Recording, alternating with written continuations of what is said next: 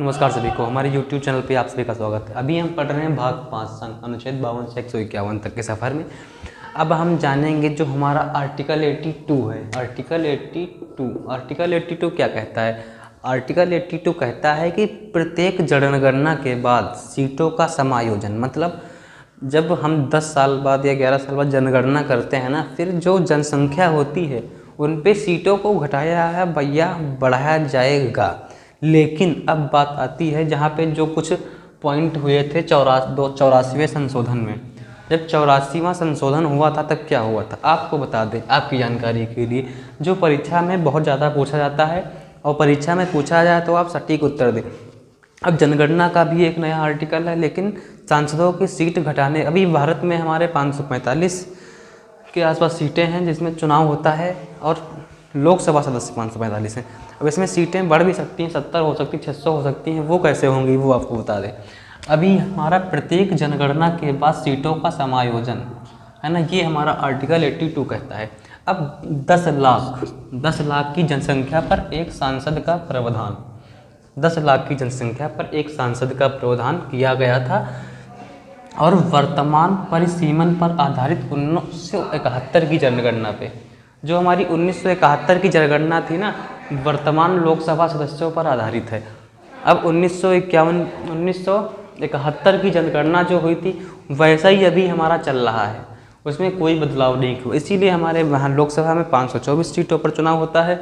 और यहाँ पर नेक्स्ट क्या कहा गया, 84वां संशोधन जो हमारा हुआ था, भारतीय संविधान का 84वां संशोधन में क्या कहा गया, क्या लिखा गया, आपने पढ़ा नहीं होगा। आप भारतीय संविधान की बुक खोलेंगे तो आर्टिकल 82 में वहाँ पे क्या दिया हुआ है।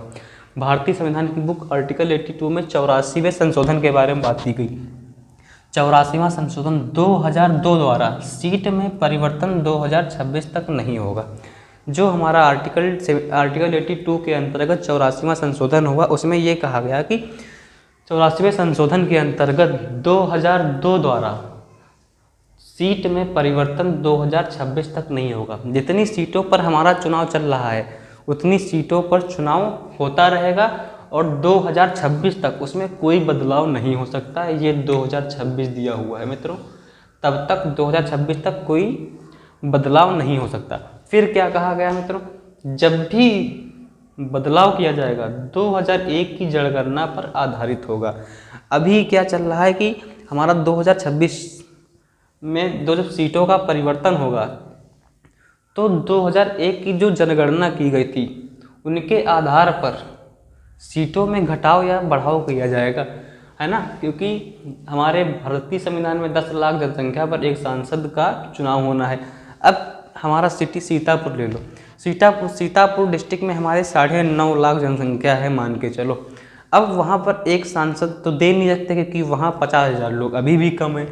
तो अब जनगणना वो जो चल रही है वो 1971 की चल रही है। 1971 के हिसाब से अभी तक सीतापुर में सांसद वैलिड नहीं है क्योंकि वहाँ जनगणना जो थी 1971 की चल रही है।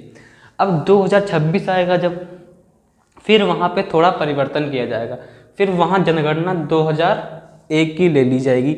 यही 84वां संशोधन कहता है। फिर वहाँ जनसंख्या 10 लाख पार कर जाएगी, फिर वहाँ पर एक सांसद 2001 की जनगणना के हिसाब से वहाँ पर दे दिया जाएगा। यही कहता है आर्टिकल 82 हमारा। आर्टिकल 82 आपको समझ में आ गया हो तो चैनल को लाइक, सब्सक्राइब, शेयर करें और लोगों तक पहुँचाएं। जो भारतीय संविधान का आर्टिकल 82 है वो क्या कहता है, कम से कम आपको जनगणना के बारे में तो पता होना चाहिए। सांसदों की सीट कैसे घटा बढ़ा सकती हैं आपके सांसद, आपके क्षेत्र में एक नया सांसद ला दिया जाएगा, आपको पता ही नहीं होगा ना, तो आपको पता करना है सारी जानकारी। तो ये टॉपिक आपको समझ में आ गया, तो मिलते हैं अगले टॉपिक आर्टिकल 83 के साथ। धन्यवाद।